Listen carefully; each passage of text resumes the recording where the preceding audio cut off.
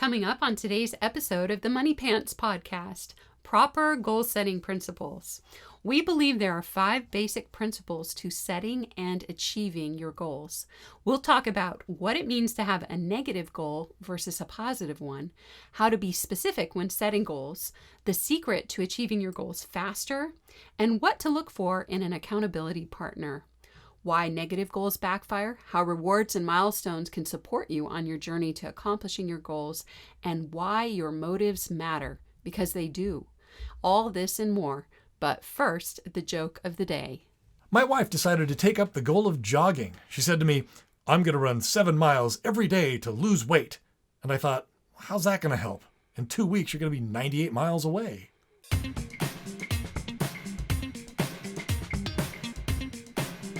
Hello, everybody. Thank you for tuning in to another episode of the Money Pants podcast. We're your hosts, Hannah and Fontaine Judd, and we're the proud parents of 7 sons and 6 daughters, ranging in age from college student to toddler. We're both BYU graduates and the creators of Money Pants. Head on over to CaptainMoneyPants.com to learn more about what we do and what we're all about. We're on a mission to support families who are trying to raise hardworking kids and to combat the current trend of entitlement. Today's topic, proper goal-setting principles. What do you got, Hannah? Okay, so goal setting is one of my favorite topics. No. Wait, what? No. From the time my husband and I got married, every Sunday we would have a planning meeting where we would discuss the calendar for that coming week. We would discuss any problems that had come up and try to resolve them. And then we would also talk about our goals and how we were doing on achieving personal goals that we had set. And so we were it was our time to report on how we had done on our goals.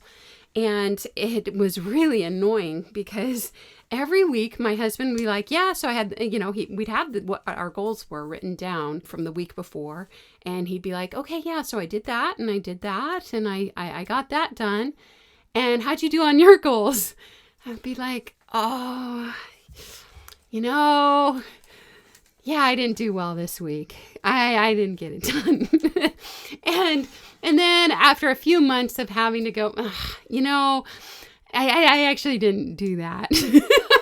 I failed at that. I felt bad though, because I felt like I wasn't being supportive and like there's more that I could do or something. So then my husband would suggest, okay, well, maybe make your goal more manageable. So I would change my goal or make it way easier. And then 3 months would go by, a year would go by, and finally I'm like, you know what? I'm picking a different goal. I'm not doing that. I'm not praying. I'm not reading my scriptures. I'm not exercising. I give up. But this went on for 15 years. And anyway, but my husband, meanwhile, he was accomplishing all his goals and it was driving me nuts. And so at one point, I finally was like, I don't get it. I never achieve my goals, and you always achieve your goals. What's my problem? Why are you able to do that and I'm not? And so my husband was like, well, he went over these principles of how to set a proper goal. And, one of the things was to track it. Another thing was to reward yourself and, report it and all that. And so I made this little chart for myself on a piece of paper and that I was going to keep track of. And I was going to buy myself a pair of shoes because that's something I wanted when I accomplished everything. And I think 2 days later, I lost the piece of paper. and a month later, I saw a pair of shoes on sale and I bought them for myself. And so it didn't work. And so when we went back and reported, I was like, it's like, what happened? I was like, I lost the piece of paper. Anyway, it was weird. I was like, gosh, I've got to figure this out. I was thinking about it and I realized that our kids were using Money Pants and they were accomplishing their goals.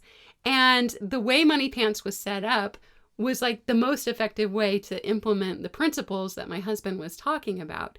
And so that's when I first tried going, hey, well, what if adults did Money Pants and parents did Money Pants with their kids? I remember that. And that's the first time in my life I have ever started accomplishing my goals. Because it was all there on the app. It was my phone. I didn't lose that too often. And it was implementing all the principles, and I was getting rewarded each week, and I could spend the money when I wanted to as I accomplished things. But I realized that that's what Money Pants is. Money Pants is simply all the principles of goal setting put into an app, like applying all those proper principles of goal setting. But today, we're going to go over what those principles are. Whether you're using the app Money Pants or not, here, if you want to accomplish your goals and do it effectively, here are the principles you've got to implement. And so... Well, no, up to that point, though, I did want to clarify. Up to that point, Money Pants was primarily, we had developed it for our kids.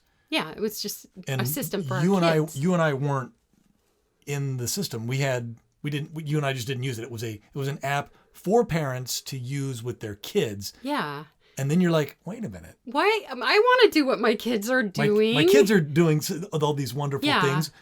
How hard would it be to include parents in the app? Up to that point, my husband and I had allocated every month. We would just give ourselves personal money, like $150.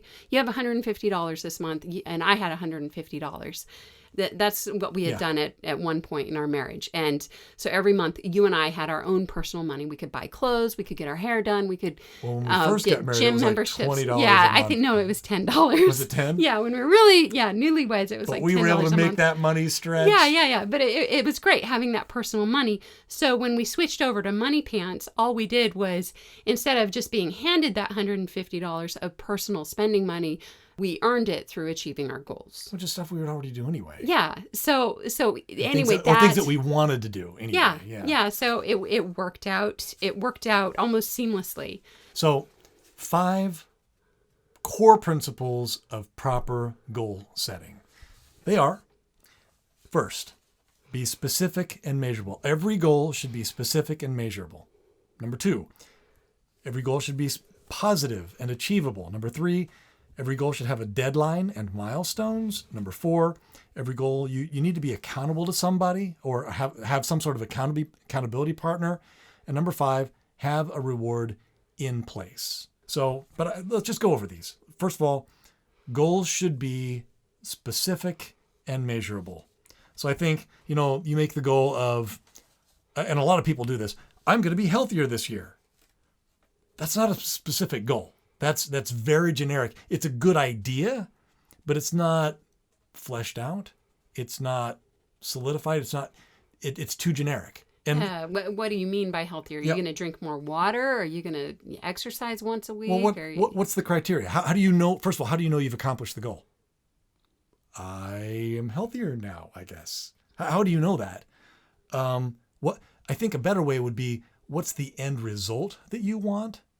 And make that your goal. So saying something like, I'm going to be healthier this year, doesn't have the power to produce the action that you want. Because, I'm healthier today, so I guess I got my goal. It doesn't produce the action.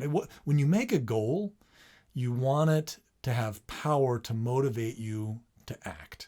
That's one of the main ideas of when you're creating the goal. You want to be able to be motivated by the specificity of it. So I want to be able to run a mile in 8 minutes. Yeah, that's a specific my heart goal. And lungs well, to that's close, except I want to be able to run a mile in 8 minutes by January of next year. I bet you're going to say without dying. No. I want to run a mile in 8 minutes without dying. That's my goal. No. Very specific. We're trying to be specific also with our timelines too, though, where I want to be able to run a mile in 8 minutes by January of next year. See how specific that is? Another goal would be, I'm going to eat 3 meals a day and not skip anymore, including having my first meal within an hour of waking up.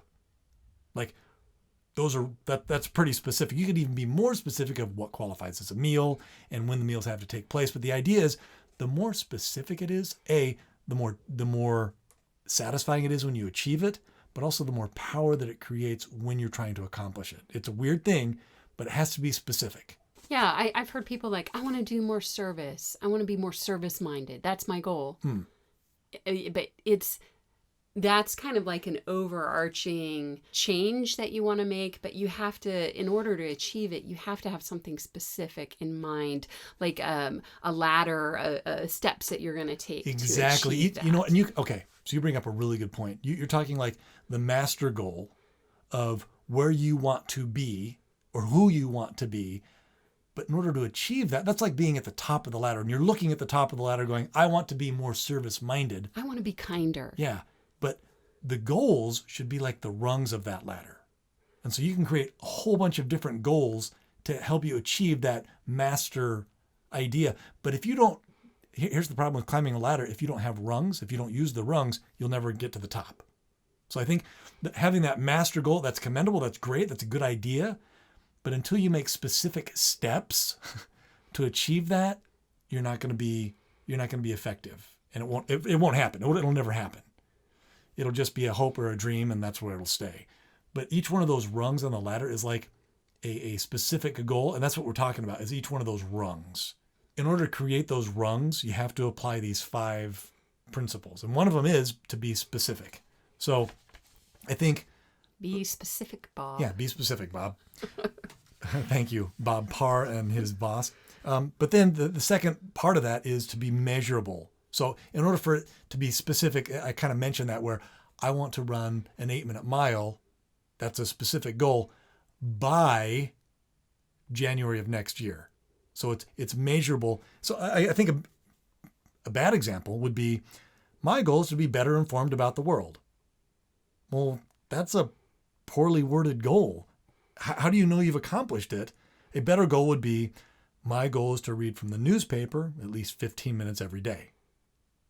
That's specific and it's measurable.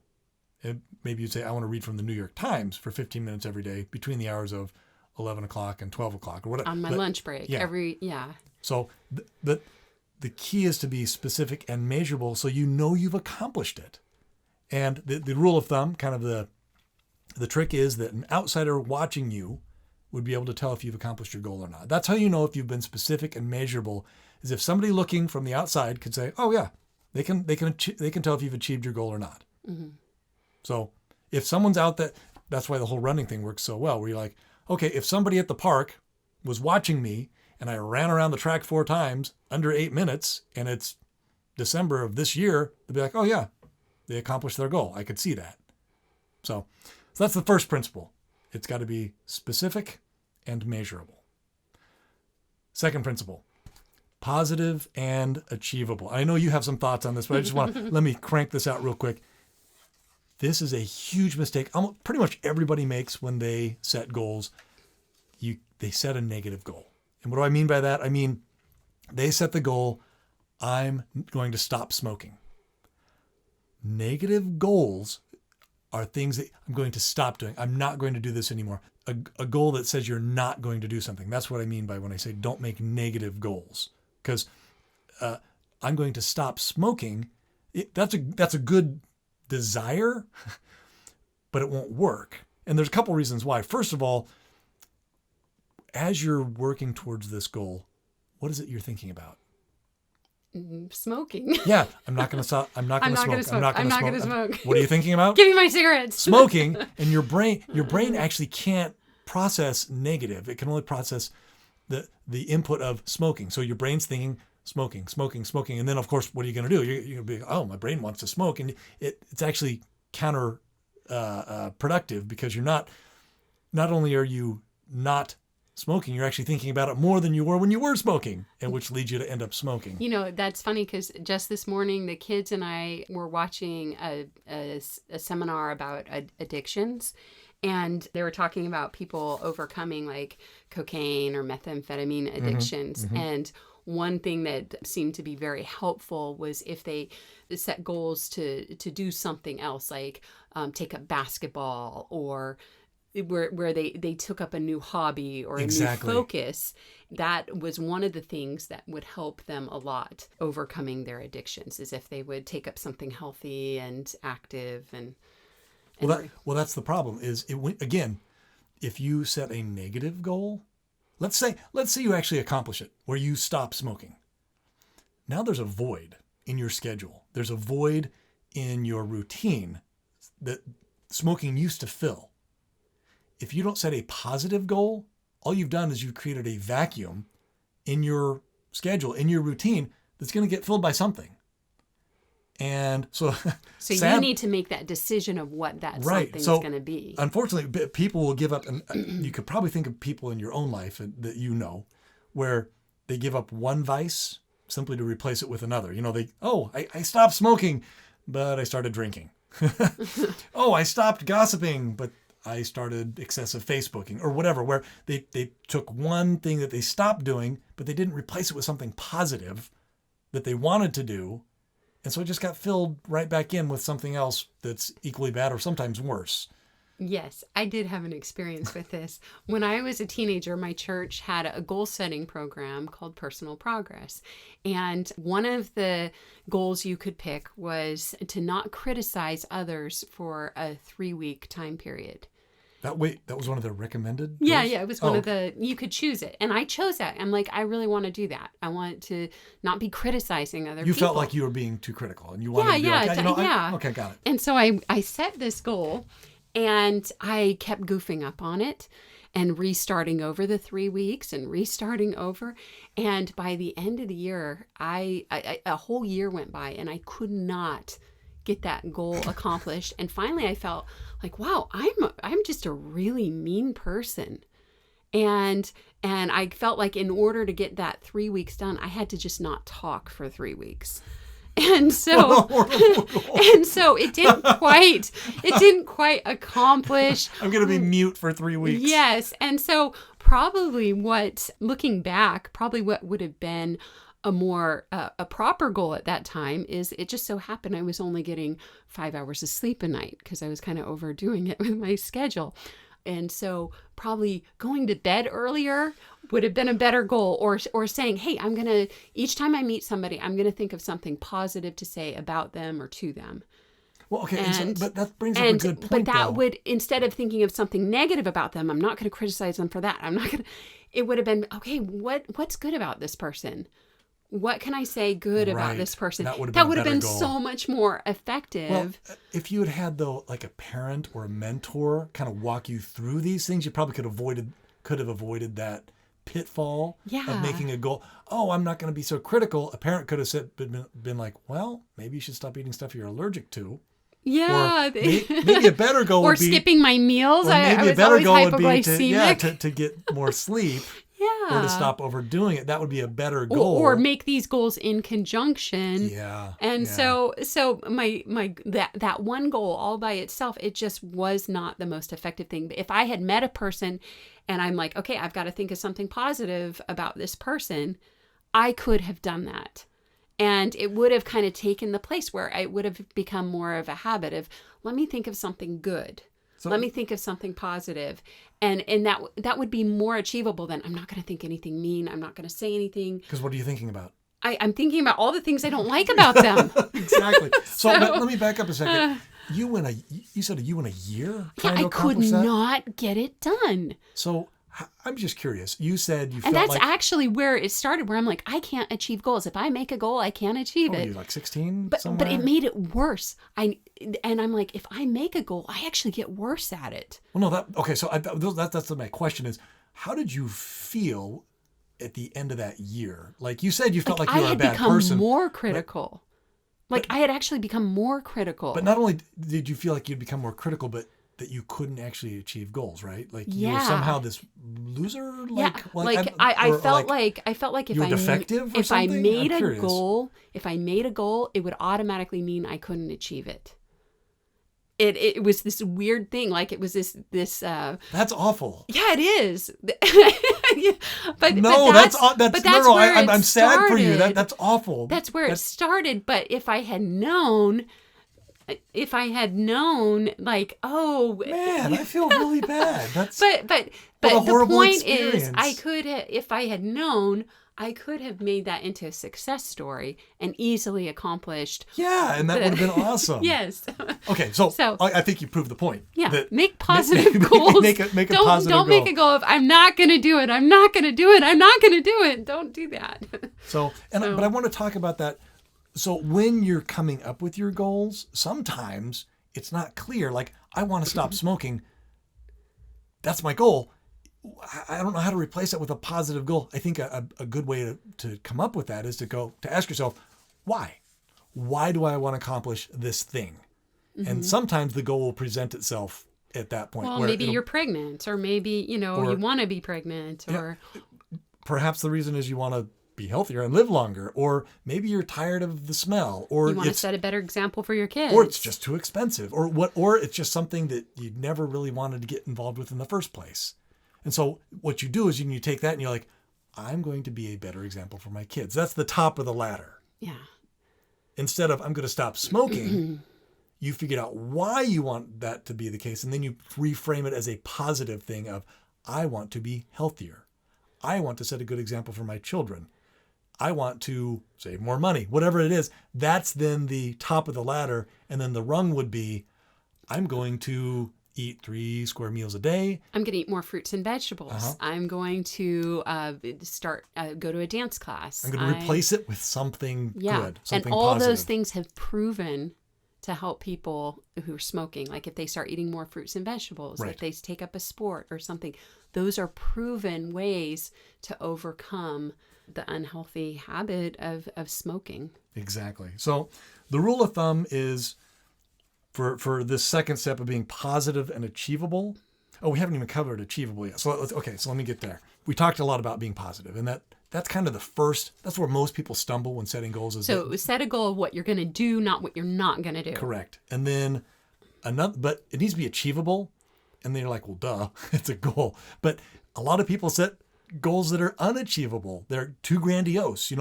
I'm so out of shape, I haven't exercised in 7 years, but this year's going to change. I'm going to run 5 miles every day. Okay, well, that's specific. Yeah. That's good. It's positive. It's positive. But it's what you're going to do. But it's unrealistic. It's too much. It's too much extreme. Of a shock. It's too much of a shock to your system where, maybe the initial excitement will kick in. And we know this. There are all the memes about people, first day at the gym, it's packed. Second day, ghost town. At the beginning of the year, every year, everyone makes the New Year's resolution. I'm going to go to the gym every day this week, or every day this year. And for that first week, the gym is just packed. And by the second week of January, it's just a ghost town because it's too much of a disruption to your existing schedule. There are other problems there too. You know what? I remember you telling this to me with one of my goals. I was going to bed at like 1 a.m. I don't know why. I was probably on the computer or something. Mm-hmm. I'm like, I need to go to bed earlier. I'm going to start going to bed at 9 o'clock at night. And you were laughing and you're like, honey. I still am. Maybe aim for 11:30. Just start there. 11 o'clock. An hour and a half is you'll feel better. Just take it one, that's like what, 5-6 hours. I'm going to dramatically upend my entire life cycle. My sleep cycle. Sleep cycle, yeah. I mean, not life cycle. Life cycle. I'm going to upend my sleep cycle. Okay. So the idea is set something that's reasonable. I mean, maybe you do want to start, finally this year's the year for you to go to the gym. Maybe just set a goal to go once a week. Or maybe set the goal to do some exercise at home once a week. And then or go on a walk with a friend. But set that goal for 1 month or 2 months. And we'll talk about that in a second. But then once you've achieved that goal, the next rung on the ladder would be to go to the gym twice a week. And then once you've achieved that goal, then the next rung on the ladder would be 3 times a week. So again, make your goals positive and achievable. And the rule of thumb for that, this second principle is focus on the goal you want to accomplish, not the thing you don't. Not the thing you want to, however you said it a second ago. It was really good. Focus on what you want to do, not what you don't want to do. There you go. Okay. Principle number 3, deadlines and milestones. So, and I just mentioned this, a deadline. You got to know when the goal is going to end. Again, that whole concept of an outside person looking in would be able to see if you've accomplished your goal. If there's no deadline, if your goal goes on and on and on forever, it's not going to work. And this is why. say your goal is to spend more time with your kids, and you'd be like, if you set a goal that has no end, they have a tendency to collapse under their own weight. I'm going to, they're too overwhelming. The first time you mess up on your goal, you're like, oh, well, that's it. I didn't make it, and you give up because it's too overwhelming. I made the goal to go to the gym every day, and I missed Friday, man, and then I missed Monday. Okay, forget it. I didn't make my goal, and then it collapses. The goal, you can't do it. You've already messed up. Oh well, I guess I'll try again next year. Whereas if you make a specific goal for a time period, like say, let's go with the gym example. I'm going to go to the gym once a week for the next 3 months. You can even break that down. Oh, well, that's what? 4 weeks per month, 12. That's only 12 weeks. Okay. I'm going to go to the gym 12 times in the next 3 months. If you miss a week, you may be like, oh, dang it, I missed Friday. Tell you what, this week I'll go twice. I'm going Monday and Friday. You're still in the game.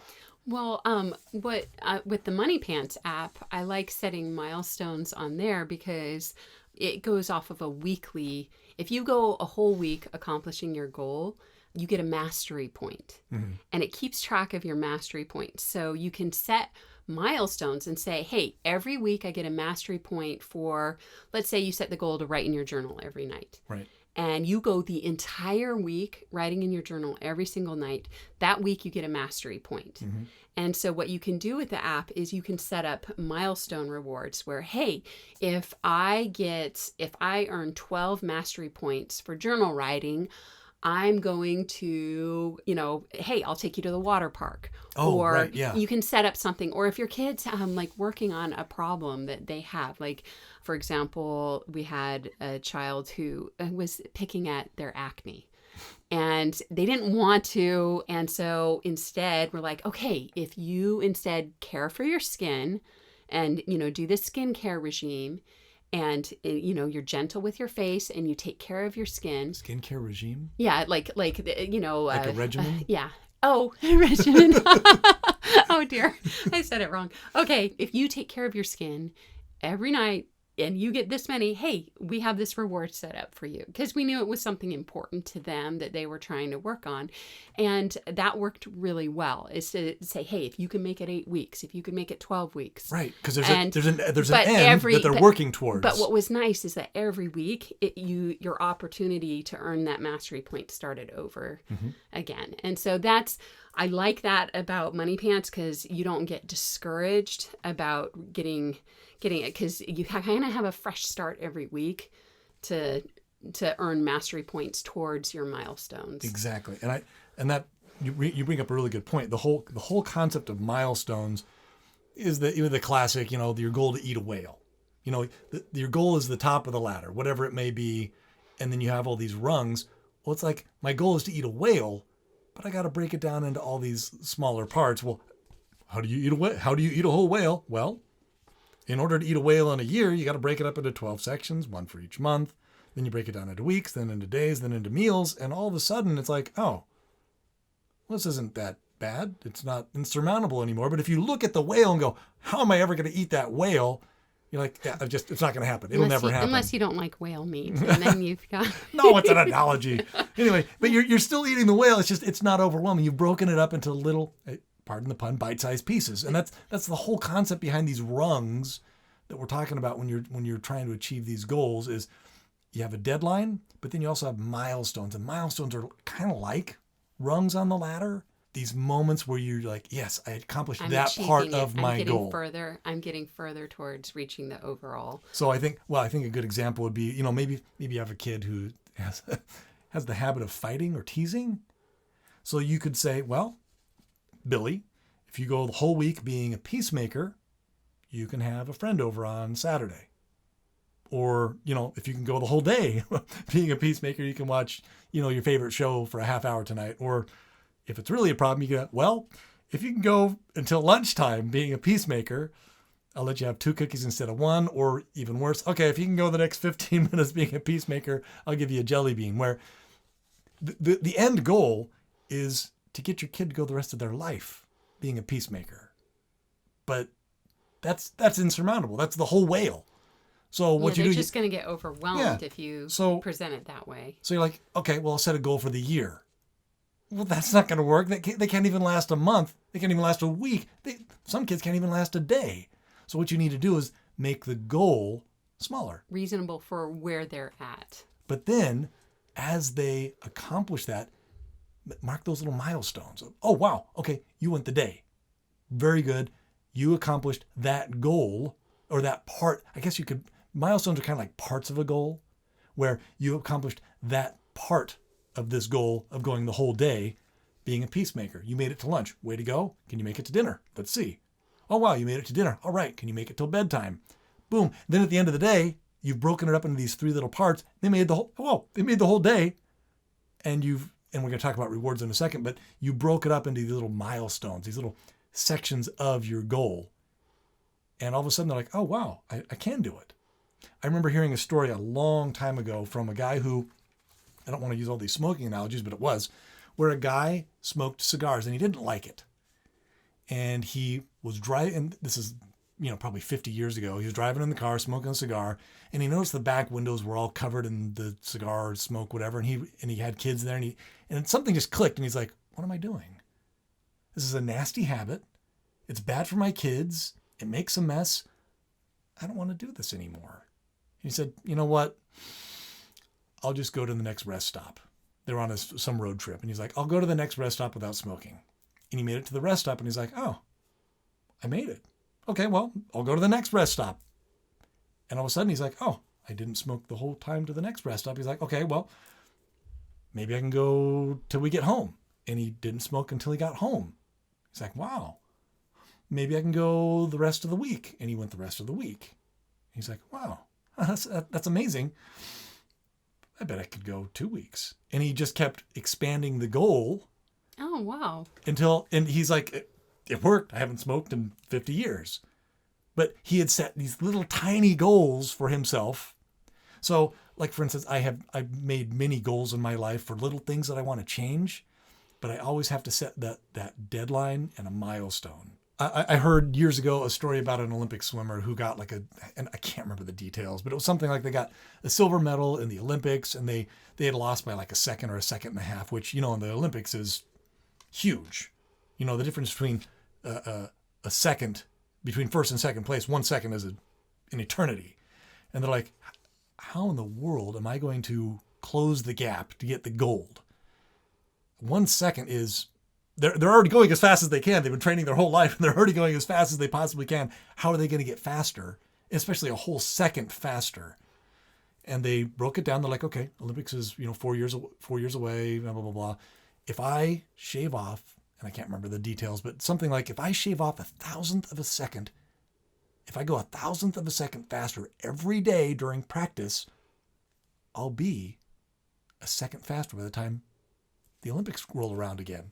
And all of a sudden, being 1,000th of a second faster every day was doable. They're like, oh, I can do that.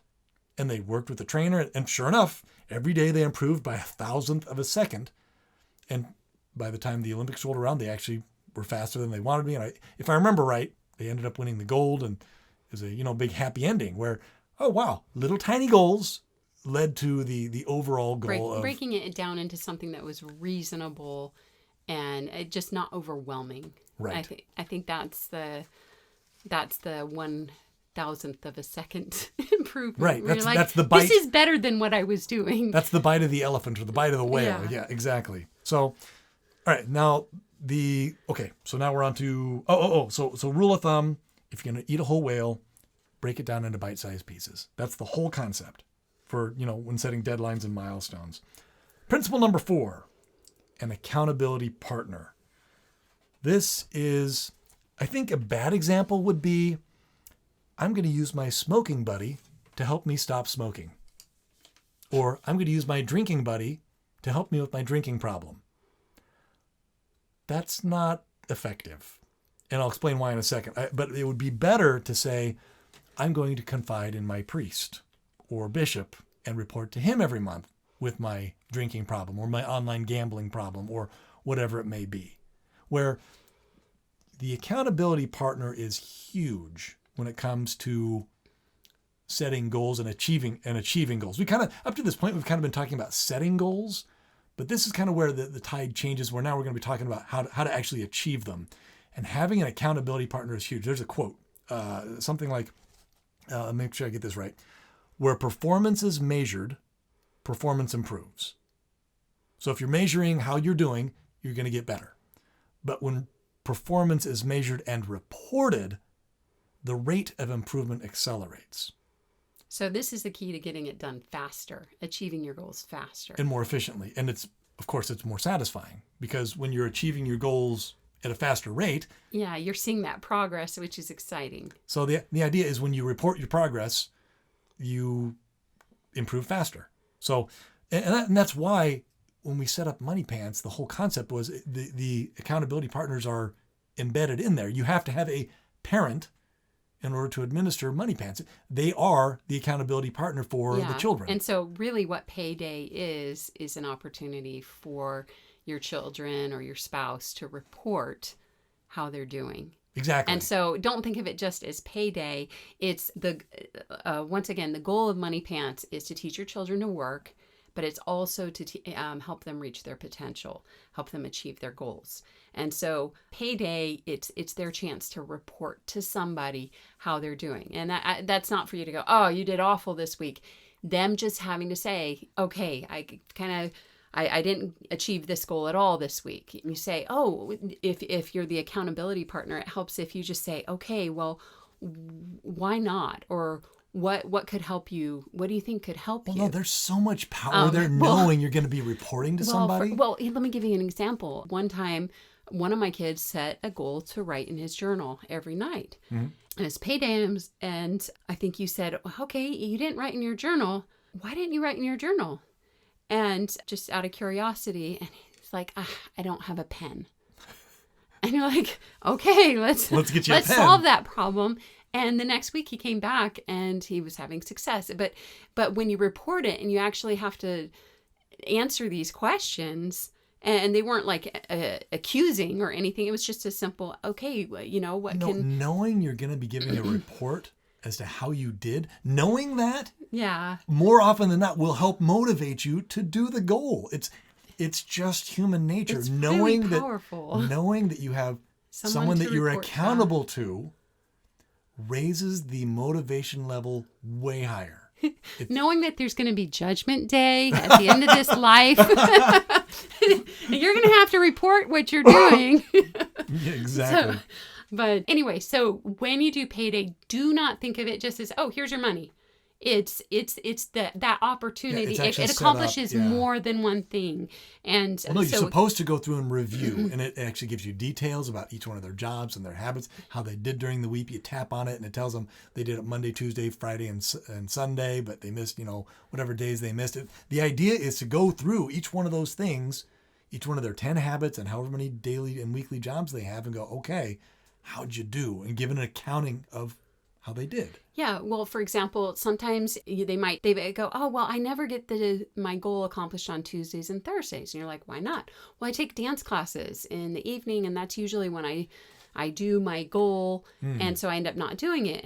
And so you're able to talk about it. And a lot of times they're able to come up with a solution of, wait, I could do it during my lunch break instead. Exactly. And so then they end up making the self-correcting. And because they're reporting and they're having to present their situation. Well, let's flip the script here just for a second. What if you don't have an accountability partner? Nothing. That's nothing. That's what happens. Nothing. You don't. Well, no. You could still, like, as long as you were tracking it, you would still improve.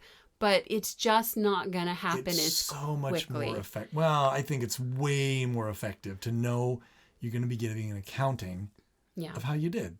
Knowing you're going to be reporting to somebody how you did it. Otherwise, if you're not reporting back to somebody, it's so easy. It's so easy to be like, I'll do it next week. Mm-hmm. I'll get there next time. Because you're not accountable to anybody. Yeah. So that having an accountability partner is really critical. Oh, and then you mentioned earlier, when we started putting parents into Money Pants, that's the idea is spouses should be their own. There should be the accountability partner for each other. Yeah. So when you do payday, you have to have your spouse there, basically quizzing you. So so how'd you do? Just look over their things, not because you're being a busybody, but just so they have somebody to show their progress to and report it's really to. satisfying. It's actually satisfying. Wow, I'm accomplishing this, and these are really things I wanted to this. do. Yeah. So, like I said, my husband and I used to do this without money pants, and you don't have to have money pants to do this. You can write down your goals and report. Yeah, you don't have to have the app to do this, but if you are using the app, that's when you do it. Okay, and then principle number 5 for proper goal setting. Have a reward in place. So we talk a lot about rewards. Reward. That Money Pants is all about rewards. Constant, regular, systematic rewards. And, when you accomplish a goal, that's awesome. You feel so good about yourself. Maybe your goal was to make the basketball team or the dance team, and you're like, yes, I made it. Or you get into college, or that euphoria. Mm-hmm. But before that happens, before you have that euphoria, especially if you've never had it, you've never achieved a goal before, you don't even know what that's like. And so, or if you're trying a goal in a new area of your life, you're not sure if it's going to work. And so that anticipation or that hope of that reward isn't going to be enough to sustain you when times get tough. You need something else. And that's why we recommend external rewards. So as you just mentioned, Money Pants is set up to have payday, which is, that weekly reward. And that's a good place to start. But really, sometimes you need additional rewards. You need those social reinforcers. You need those mastery rewards where additional privileges or additional activities or whatever it may be to really solidify and get you excited to achieve your goal. But also, and this is key, to keep you going when times get tough. Well, I mentioned this this morning. We've been watching on Great Courses, the lectures on different types of addictions. Mm-hmm. And in more than one of the courses, at the end, they always go over what treatments help the patients get well. And in the best, for several of them, they've said that the best treatment is, cognitive behavioral therapy, where they figure out ways to oh, I'm going to find new friends, or I'm going to take a different route to work, or, so where they come up with strategies in cognitive behavioral therapy, but combined with receiving a reward every time they have a clean drug test. For some reason, that's one of the most effective ways of helping because a person, they accomplish their goal. Because it's step by step, week by week. Every week that you come in and you can, your test comes out that you're clean, mm-hmm. They have rewards for them. And so it works. That's one of the main things that help people with really horrible addictions is having that reward in place for being clean. But overcoming an addiction is no different than achieving any other goal. So, now think about it. All of your bad behaviors or things that you don't like about yourself are just addictions, essentially. Yeah, bad habits. The bad habit is just a minor addiction. I'm addicted to criticizing, or I'm addicted to Facebook, or I'm addicted to whatever behavior it may be. If you look at it like an addiction, you're like, oh, okay, I see how I need to address it. So the cognitive behavioral therapy is like setting these positive goals, and mm-hmm. then the other part was rewarding them every week they were able to be clean. So it was kind of, and I was like, oh, that's like Money Pants. Well, also, so let's give kind of an example here. For instance, and you brought up journal writing, so we'll go with that, where if Sally, gets her journal writing done all week, she'll get paid through Money Pants. There's mm-hmm. a monetary reward associated with that. That's built in. But to help motivate, especially if it's a new habit and something she's just starting out, maybe an additional reward would be, okay, if you can go 2 weeks or 3 weeks in a row or whatever it is, or maybe just 1 week, we'll take you to the library and let you pick out another library book. Mm-hmm. Or, and yes, that's nerdy, but maybe that's what that kid wants. Or, you go 2 weeks and you can have a friend over and you guys can watch a movie together and we'll pop popcorn. Or, it's another layer of reinforcing and rewarding the behavior and the habit and the goal that you want to accomplish. So Well, one thing, like if you are using Money Pants, when you're setting the app up with your kids and you're presented with how much money they could potentially earn for that year, and then you assign that money to piggy banks. And so it may be going to your sports piggy bank. Let's say your kid loves soccer. And so some of that money, say, hey, 150 of that's going to go towards soccer registration, and then some of it to soccer gear, and then some of it's going to go to clothes.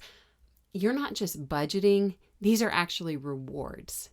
And so the way Money Pants is set up, the budget is stuff that your child is excited about, that stuff they want to earn. So basically, it's not really a budget. You're making a list of things that you're excited about. Oh, I like that. So we were kind of debating, should we call it a budget or should we call it your rewards? Well, we call it a spending plan. A spending plan. And we call it a spending plan. It's basically rewards. It's your rewards for your work.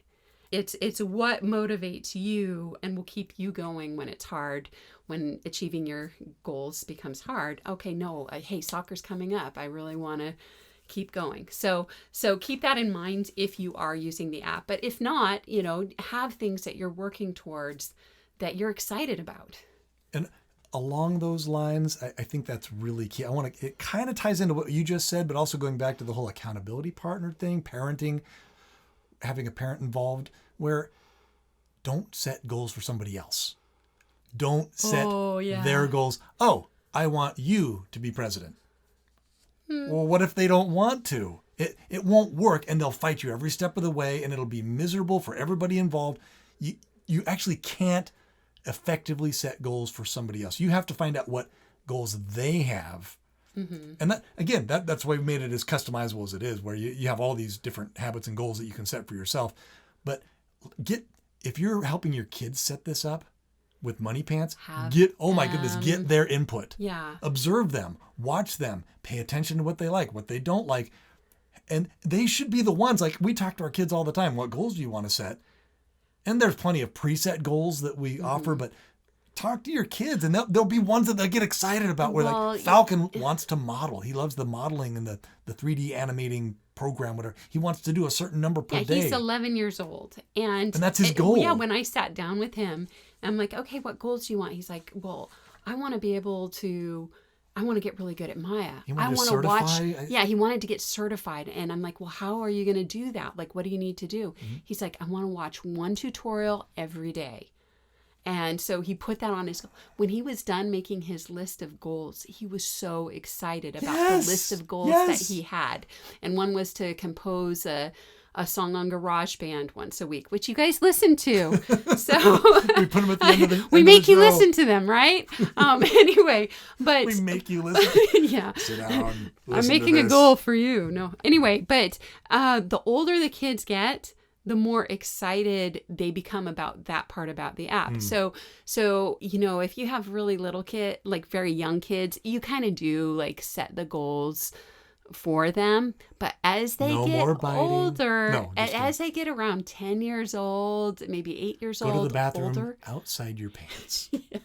By the time they're teenagers, they're like, and you sit down and ask them, they're like, oh, I want to make a goal to do this. I want to do this. I want to do that.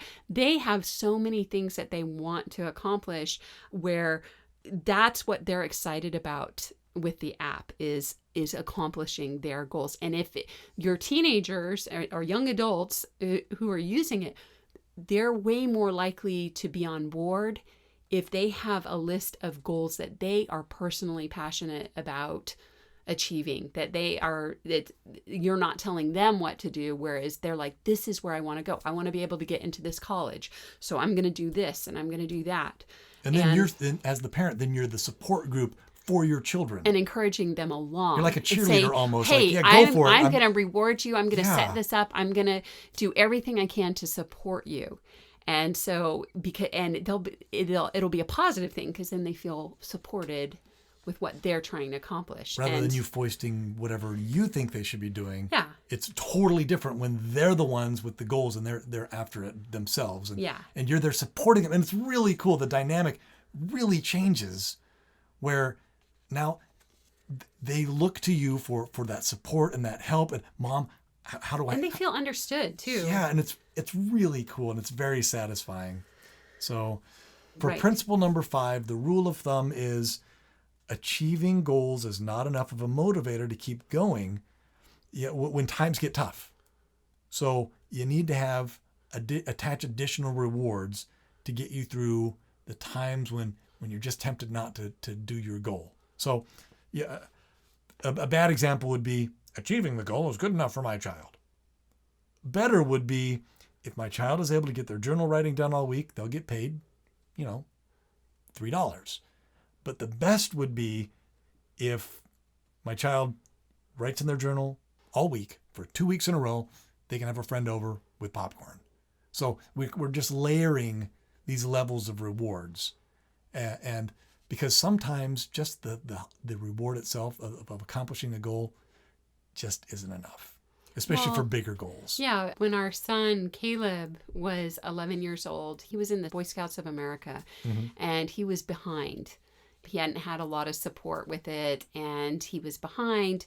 And we said, hey, look, if we were having economic problems, so we really couldn't support him financially. And we said, hey, look, we did have an old car in the garage and it didn't work. What are you talking about? Well, by the time it was dead for a while, if you remember, it started having a lot of problems. Oh, okay, yes. Yeah, anyway, but it was a cool old 280ZX. 1980 280ZX. Yeah. And blue and white. Yeah, striped. and it wasn't an expensive car at the time. We could have sold it for $4,000, I think. Yeah. But we told him, hey, look, if you can get your Eagle Scout by the time you're 16, before your 16th birthday. Before your 16th birthday, you can have that car. And because we're in a stressful situation right now, and we don't have financial support for you or anything. So that kid, he took Scouts very serious. He worked very hard. He mowed lawns, saving up money. He went to 2 Scout camps one summer that he paid for himself to get the merit badges that he needed. $350. Yep. He earned that himself, working for neighbors. He was a man on a mission. Yeah, and when he went to the Scout camp, usually you would get like 5 merit badges, and he came home with like 8 or 9. He got like the maximum number he possibly could have, where he was just really taking advantage of every opportunity he could, and he was willing to. We didn't have the ability to pay for these camps or things like that, where he would buy his own equipment. He would do whatever was necessary to get to each new level of Scouts. But it just helped for him to have this overall, hey, if I can get this done by the time I'm 16, that's going to be my car. Yeah, and there was so much going on there, though, where getting his Eagle would have been an amazing accomplishment. And it was something that he wanted. And it was something we wanted for him. So it was just great all the way around.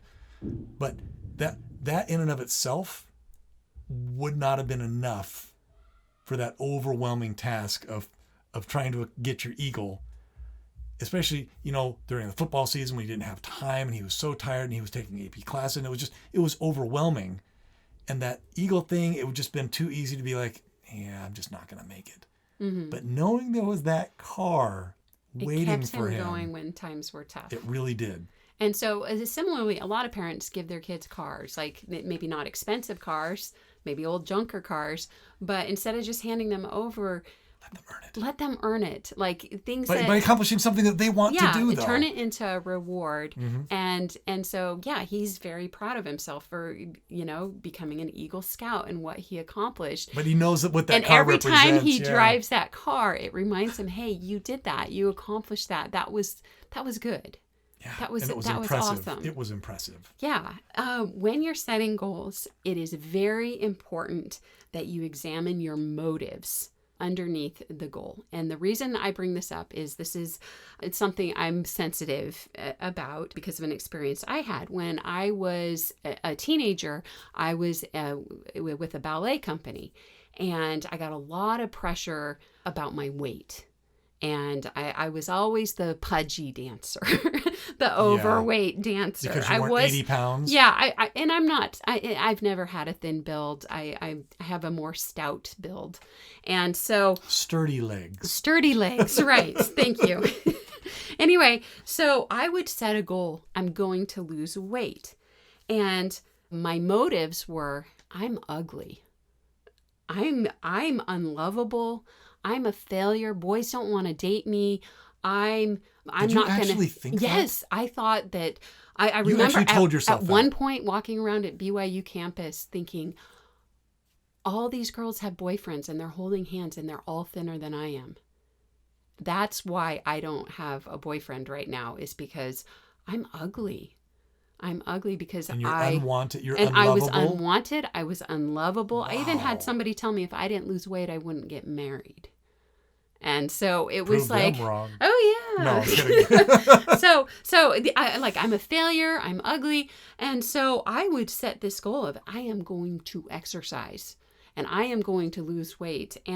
But because these underlying thoughts of mine underneath that goal were so negative, I was willing to do whatever it took to overcome this problem, even if it was harmful, even if it was damaging to my body or to my health. What do you mean? And even I if thought it you were was just exercising. Even if it was extreme, well, I would not eat, or I would Oh, over exercise for I see. hours, Okay. or I would go on weird diets, like weird, that weren't balanced, weren't healthy, and I was willing in order to accomplish your try. goal, you were doing bad things. Yeah, so I was setting goals and I was saying, hey, I'm going to do this, this, and this, but they weren't good for me. They were unhealthy. But because my underlying motive was, I'm unlovable, I'm bad, I'm a pig, and I had all these negative thoughts about myself. So when I would go jogging, I remember saying over and over myself, I'm fat, I'm ugly, I'm fat, I'm ugly, I have to keep going, I'm fat, I'm ugly, nobody's going to like me. That's awful. And I would go 5 miles saying this to myself. So when I would exercise, it would like reinforce this negative view of myself. I've got to do this or nobody's going to like me. I've got to do this or nobody's going to like me. So by accomplishing my goal, I was also ruining what I thought about myself. Yeah, it was kind of it was up. messed up. That's called an eating disorder. Okay. So I ended up getting help for this. Help from a therapist, help from a dietitian who specialized in helping people with eating disorders. Her name was Stacy Richens, and she worked with all the people at BYU who had eating disorders, and she was awesome. And then also I took a fantastic nutrition class at BYU. I read the books by Ellen Satter. She's a lady who worked with children with eating disorders and helped children overcome eating disorders. And then also when I got married, my husband was very supportive and very non-judgmental. because you're awesome. Yeah, thank you. Anyway, Well, no, because I knew you wanted to do this, and I'm like, oh yeah, yeah, we can do that. And then the other thing that helped me was I started trying to understand my relationship with God and what He thought of me. And as I studied and understood God better, it changed how I started viewing myself. Later, as I recover and I learned about nutrition, instead of feeling bad about myself every time I ate a meal, I started feeling really good about myself when I prepared a meal that was balanced. I'm like, oh, this is good for me. This is good for me. My body needs this. I'm taking care of myself. Well, didn't your lady have you doing 3 square meals a day? Oh, yeah. She had me doing 3 meals and plus a snack. I wasn't allowed going more than 4 hours without eating a meal. And she had me adding in all the food groups. And I had studied about them. And I knew like all these different foods had all these nutritional benefits for my body. And this is doing this for me. And I need this. And so I started feeling, instead of being embarrassed when I was eating and being like, oh, I'm such a pig. Why am I ashamed? I'm like, I'm taking care of myself. This is good for me. And I had this sense of I'm worthwhile. I'm valuable. And that's why I'm eating. That's why I'm preparing these meals for myself. And it was a very positive thing. Every time I would take care of myself, I would feel good about myself. No, remember the time though you were testing the water to see if I would be upset if you ate the ice cream? Oh yeah, one time when you have somebody judging you, it's really hard to overcome an eating disorder. And my husband said, I don't care. I don't care No, how much you I don't care eat. how much you weigh. No, I said I don't care how much you weigh. as long as you're healthy. Yeah, and I want you to eat your meals. I want you to take care of your body. Yeah. That's what anyway, I said. so and I hold true to that. So one time I bought like 5 things of ice cream. What? Yeah, and I put them in the freezer. Really? And I sat down, and like we had dinner, and I sat down and I ate a bowl of ice cream. And I was waiting for my husband to tell me, hey, you've had enough. You should probably put that away. You don't need ice cream. And then I got out another bowl, and I ate that one. And I got out another bowl. I ate that. He didn't even notice. And I'm like... Yeah, I don't remember that. Anyway, and I like ate as much as I wanted. And then I'm like... Oh, he really doesn't care. Like, he doesn't... Well, he's not, ice cream is good, though, too. He's like, Anyway, and so... There are nutritional benefits. The last couple boxes of ice cream just ended up sitting in there forever because I was like... I actually believed that you weren't judging me or thinking of me in a bad way. And so that helped. But I remember I had to give up exercising for a while because it had become such a negative thing for me. No, it was ingrained that it was a negative thing. And so I sure. had to just stop doing it for a while. But after a while, when I felt like I was doing well enough, I'm like, I actually miss like running and getting my heart pumping. And it was like, I think after Tia was born, and I went running, and I was like, oh, this feels so good to have my heart pumping and my blood circulating through my body. And I loved the feeling. But it was, I'm taking care of myself. This is good for my body. 180. Instead of I'm going to hurt my body because I'm a bad person. Or it was, I'm worthwhile. I'm taking care of myself. I'm making myself feel better. And so when you're making goals, examine your motives. Examine your motives, because maybe your goal looks the same as somebody else's, but if underneath that goal you're like, I have this goal because I'm not lovable. That's awful. Or I'm not worth anything, then it's an inherently negative goal too. Yeah, there's something wrong there. Yeah. And the problem with that is your goals or what you're willing to do to accomplish your goal, chances are it's going to actually hurt you or damage you.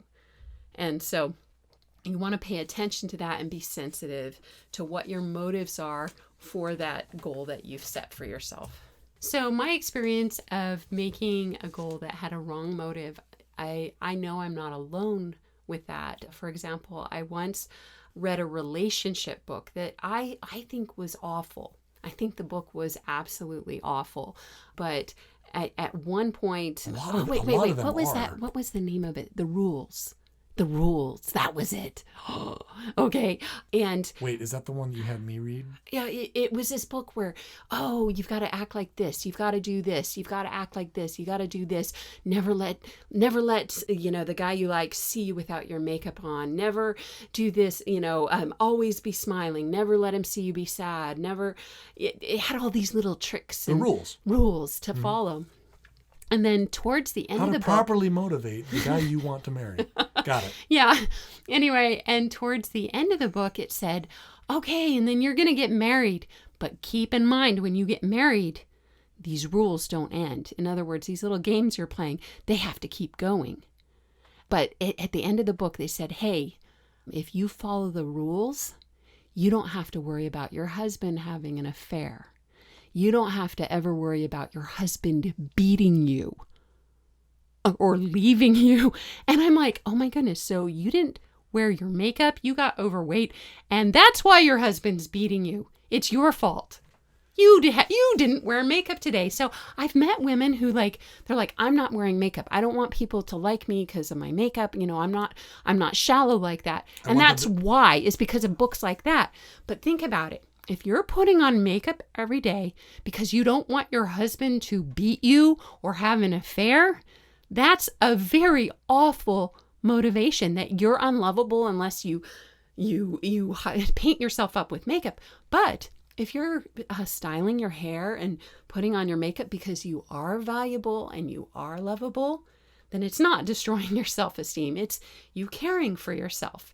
But your motive for doing it matters. The one will destroy your self-esteem.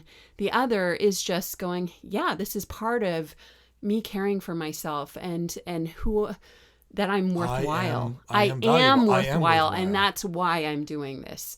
But not so I won't get beat.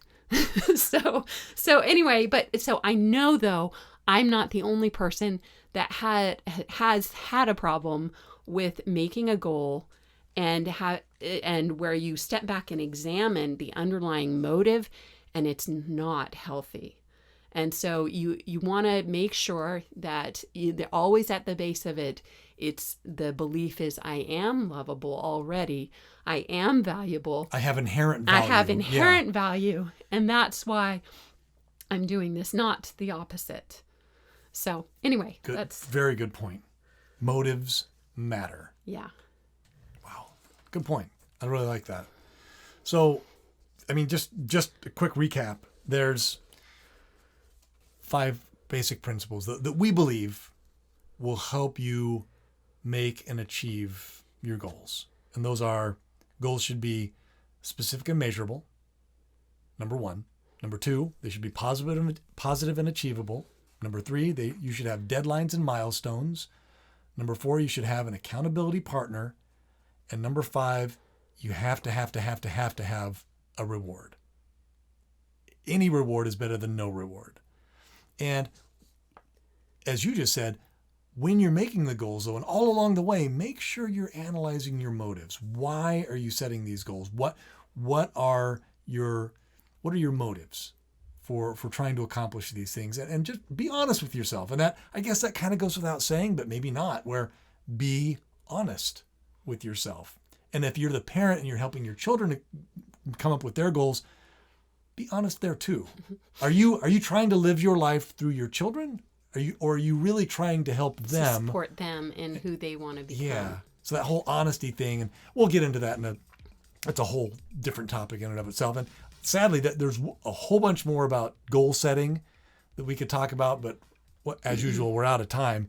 But I think this is a good reminder. If you get stuck, for some reason you find yourself and you've plateaued or your goals aren't working out, maybe just review these.